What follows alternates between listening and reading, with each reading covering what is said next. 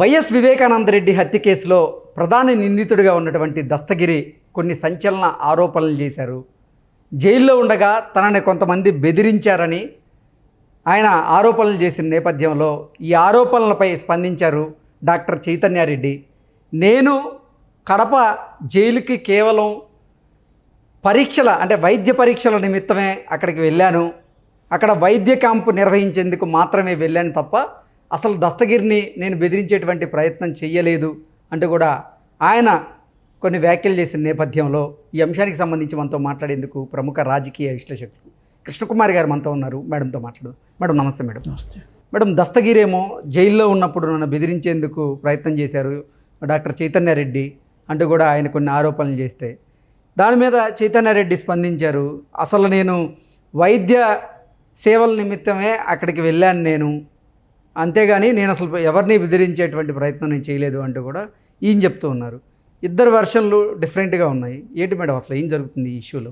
వెర్షన్లు డిఫరెంట్గానే ఉంటాయి. ఒకటే ఉంటే ఇంకేముంది, అక్కడే తేలిపోద్ది కదా. ఇప్పుడు దస్తగిరి ఓ మాట చెప్పాడు, ఆయన డిఫరెంట్ వెర్షన్ చైతన్యారెడ్డి చెప్పాడు. చైతన్యారెడ్డి డిఫరెంట్గా చెప్పకపోతే చెప్తే విచిత్రం, కానీ చెప్పకపోతే ఏం విచిత్రం చెప్పండి. అందుకని పైగా నన్ను బెదిరించారు అనే దానికంటే కూడా 20 కోట్లు ఇస్తాము అని కూడా అన్నారు అని కూడా దస్తగిరి చెప్పాడు. నేను చెప్పిన సాక్ష్యం ఏదైతే ఉందో దాన్ని తారుమారు చేసే విధంగా మీరు మళ్ళీ స్టేట్మెంట్ ఇస్తే గనక 20 కోట్లు ఇస్తామని చెప్పారు.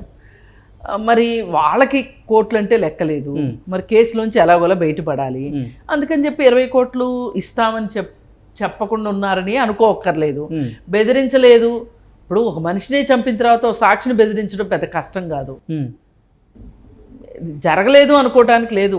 కాకపోతే ఇప్పుడు చైతన్యారెడ్డి తన మీద ఆరోపణ చేశాడు దస్తగిరి చేసి దాదాపు 4-5 రోజులు అయినట్టు. అవును, 4-5 రోజులు అయితే ఇప్పుడు చైతన్యారెడ్డి ఎప్పుడు స్పందించారు? నిన్న స్పందించారు. ఈయనేమంటాడు ఇప్పుడు, నేను అప్పుడెప్పుడో బెదిరిస్తే ఇప్పుడు ఎందుకు చెప్తున్నాడు అని అడుగుతున్నాడు. అంటే రోజు వైఎస్ఆర్సీపీకి ఆ సొంత నియోజకవర్గంలో ఆ సొంత జిల్లాలోనే దెబ్బ మీద దెబ్బ తగులుతూ ఉంది. షర్మిల గారు ఒక పక్క ఎదురు తిరుగుతూ ఉన్నారు జగన్మోహన్ రెడ్డి వైఖరిని ఎండగడుతూ.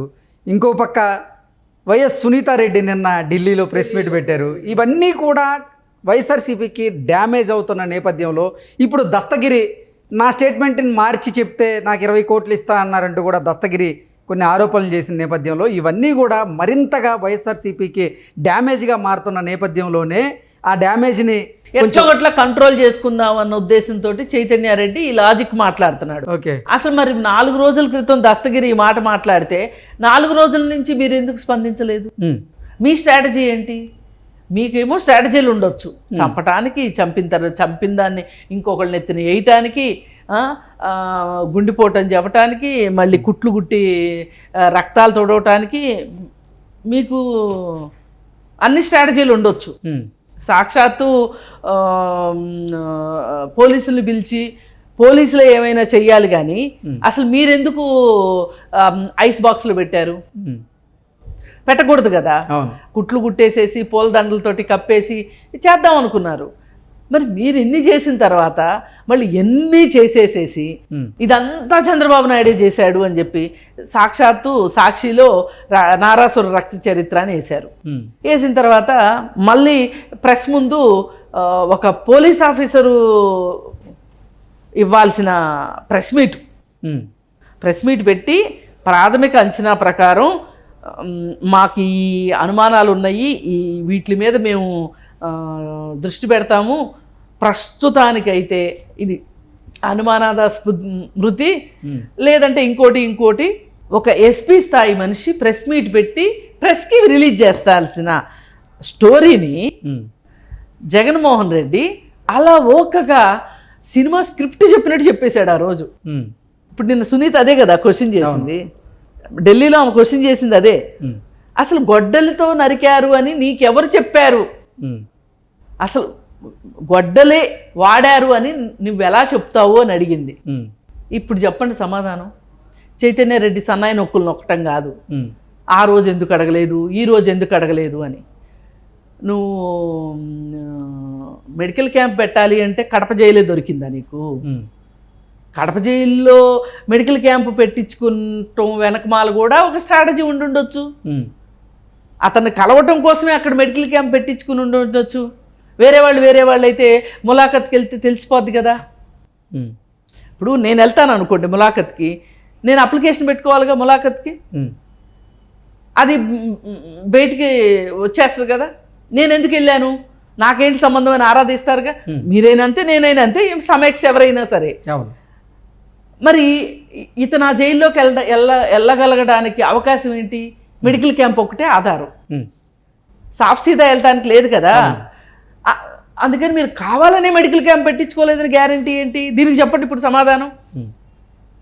మరి ఇన్ని రోజులు దస్తగిరి ఏం చేశాడు అని అడిగే మాటకి మనం ఎన్ని మాటలైనా మాట్లాడవచ్చు వాళ్ళని. వాళ్ళు చేసింది అంతటి దుర్మార్గం అది. వాళ్ళ ఎంపీ సీటు కోసం వాళ్ళు చేసి అది మళ్ళీ వేరే వాళ్ళ మీదకి నెట్టి ఎలాగోలా బయటపడగలము అనుకున్నారు. దాన్ని సంవత్సరాలు గడిపించి ఎప్పుడైతే సునీతారెడ్డికి అనుమానం వచ్చి సునీతారెడ్డి సిబిఐని అప్రోచ్ అయ్యిందో కేసు ముందుకు వచ్చింది. అంతకుముందంతా ఏమైంది? ఎందుకు చేయలేదు నువ్వు? నీ సొంత చిన్నాన్న చనిపోతేనే నీకు పట్టలేదు నీకు, కానీ నువ్వు ఊరందరికీ నెత్తిమే చేతులు పెడతావు, ముద్దులు పెడతావు. నేను మీకు పెద్ద కొడుకునంటావు, చిన్న కొడుకునంటావు, మరీ మాట్లాడితే మేనమావనంటావు, ఇవన్నీ మాట్లాడతావు కదా. అందుకే అదంతా ఆ ప్రెస్ మీట్ విన్నప్పుడు కానీ అంతకుముందు కానీ మనకు అనిపించింది ఏంటంటే, నా అమ్మలారా, నా అక్కల్లారా, నా చెల్లెళ్ళారా అని మాట్లాడతాడు కదా జగన్మోహన్ రెడ్డి. మరి అలాంటి జగన్మోహన్ రెడ్డి మరి సొంత చెల్లెలి వాళ్ళ రోడ్డు మీదకి వచ్చింది, సొంత బాబాయ్ కూతురు రోడ్డు మీదకి వచ్చింది, సొంత బాబాయ్ ఆత్మకి శాంతి కలగడానికి నువ్వేమీ చేయలేదు. ఎందుకు చేయలే? చేయించిన వాళ్ళకి నీళ్లు మోసింది నువ్వే కాబట్టి నువ్వేమీ చేయలేకుండా ఊరుకున్నావు. మరి ఇవన్నీ చేసిన తర్వాత ఎవరికైనా ఒక అనుమానం రాకపోదా? ఊళ్ళో వాళ్ళందరినీ చెల్లెళ్ళు అంటున్నాడు, సొంత చెల్లెళ్ళు ఇద్దరిని రోడ్డు ఎక్కిచ్చాడు అని. అందుకే పాత రోజుల్లో ఒక సామెత ఉండేది, ఈడు అమ్మకి అన్నం పెట్టలేదు కానీ పిన్నికి గాజులు చేయిస్తానన్నాడంట అని. సరైనోడైతే అమ్మకే అన్నం పెడతాడు, అమ్మకి అన్నం పెట్టినోడు వేరే వాళ్ళకి గాజులు చేస్తాడు. నమ్ముతారా ఎవరన్నా? అందుకే ఇవాళ ఒక కంపారిటివ్ స్టడీ ఒకటి బయటకు వచ్చింది. ఏంటి అంటే, పవన్ కళ్యాణ్ ఫ్యామిలీని బాగా ఇష్టం వచ్చినట్టు ఆడుకుంటున్నారు కదా వీళ్ళు, వైసీపీ పార్టీ వాళ్ళు. పవన్ కళ్యాణ్ ఫ్యామిలీలో, చిరంజీవి ఫ్యామిలీలో మొత్తం అన్నల దమ్ములు, అక్కల చెల్లెళ్ళు, వాళ్ళ పిల్లలు అందరూ చాలా చాలా సంతోషంగా ఉన్న ఫోటో ఒకటి ఒక పక్క వేసి, ఇంకొక పక్క జగన్మోహన్ రెడ్డి సొంత చెల్లెలు, సొంత తల్లి సునీతారెడ్డి, వీళ్ళందరూ ఏడుస్తూ ఉంటారు, జగన్మోహన్ రెడ్డి నవ్వుతూ ఉంటాడు. కుటుంబం అంటే ఇది బాబు, ఇట్లా ఉండేవాళ్ళది కుటుంబం అంటారు, నీది కుటుంబం అన్నారు. నీవు కుటుంబానికే విలువ ఇవ్వనివాడివి, ప్రపంచానికి ఏం విలువ ఇస్తావు?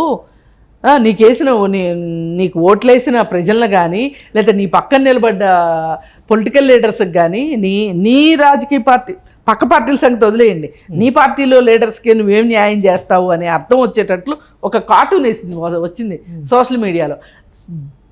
బ్రహ్మాండంగా ఉంది ఆ కార్టూన్ చూస్తే. ఎందుకంటే చెల్లిని ఎన్ని మాటలు అనిపిస్తున్నావు. అసలు వైఎస్ రాజశేఖర రెడ్డికి షర్మిలారెడ్డి పుట్టలేదు అనే మాట నీ మౌత్ పీస్లోంచే బయటకు వచ్చింది. నీ మౌత్ పీస్ ఒకడు అమెరికాలో ఉన్నాడు కదా, వాడి నోట్లోంచే వచ్చింది. అంటే ఇప్పుడు మీరు తిట్టించండి, కానీ మీ కొంప పరువే పోయేటట్లుగా తిట్టించుకుంటాము అంటే మీ తల్లినే మీరు, నీ కొంప పరువే పోయింది అక్కడ. ఎంత బాధాకరం ఇది. ఇప్పుడు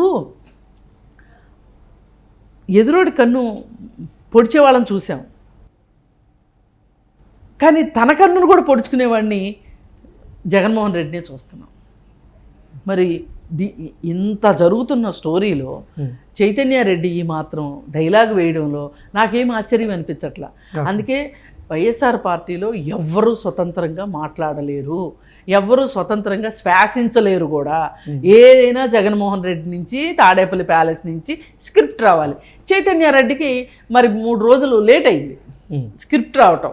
ఓకే. ఎందుకంటే వాళ్ళు చాలా బిజీగా ఉన్నారు కదా, లేట్ అయింది, అందుకే ఆయన లేటుగా స్పందించారు. పైగా ఈ లేటు వీరుడు ఆ లేటు వీరుడు గురించి మాట్లాడుతున్నాడు. ఓకే. దస్తగిరి ముందే చెప్పొచ్చు కదా, ఇప్పుడు ఎందుకు చెప్తున్నాడు అని మాట్లాడుతున్నాడు. అందుకని చైతన్య రెడ్డి ఏం మాట్లాడినా ఉపయోగం లేదు. ఎవరి స్ట్రాటజీ ప్రకారం, స్ట్రాటజీలు మీకు ఒక్కళ్ళకే కాదు అందరికీ స్ట్రాటజీలు ఉంటాయని ఈ సందర్భంగా అయినా అర్థం చేసుకుంటే బాగుంటుంది. Okay. Okay madam, thank you so much. Thank you.